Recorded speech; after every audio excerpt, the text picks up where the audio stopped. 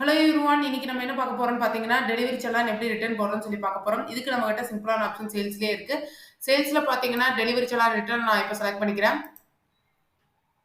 அதுல பார்த்தீங்கன்னா, டிசி நம்பர்ல வச்சு ஜஸ்ட் நான் ஒரு என்டர் மட்டும் குடுத்தா போதுங்க. என்னுடைய கஸ்டமர்ஸோட பில்ஸ் எல்லாமே எனக்கு லிஸ்ட் அவுட் ஆயி வந்துருது. இதுல பார்த்தீங்கன்னா, நான் பில் நேம் வைஸாவும் நான் இங்க சர்ச் பண்ணி எடுத்துக்கலாம். பில் அமௌண்ட் வைஸாவும் சர்ச் பண்ணி எடுக்கலாம். கஸ்டமர் நேம் வைஸாவும் சர்ச் பண்ணி எடுக்கலாம். மொபைல் நம்பர் வைஸாவும் நான் இங்க சர்ச் பண்ணி எடுக்கலாம். இப்ப என்னுடைய கஸ்டமர நான் இங்க செலக்ட் பண்ணிக்கிறேன்.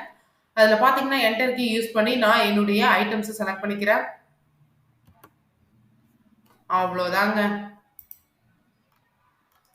நான் இப்போ சேவ் ஆப்ஷன் குடுத்து, நான் இப்போ சேவ் பண்ணிக்கிறேன். இதுல பார்த்தீங்கன்னா, என்னுடைய பில் டீட்டெயில்ஸ் எல்லாமே இந்த சைட்ல ரிட்டர்ன் சம்மரில ஷோ ஆகுது.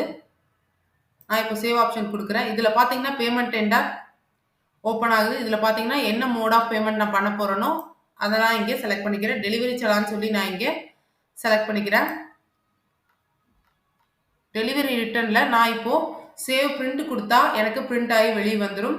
சேவ் குடுத்தேன்னா எனக்கு பில் மட்டும் சேவ் ஆயிரும். நான் இப்போ சேவ் ஆப்ஷன் குடுக்குறேன். எனக்கு பில் மட்டும் சேவ் ஆனால் போதும்.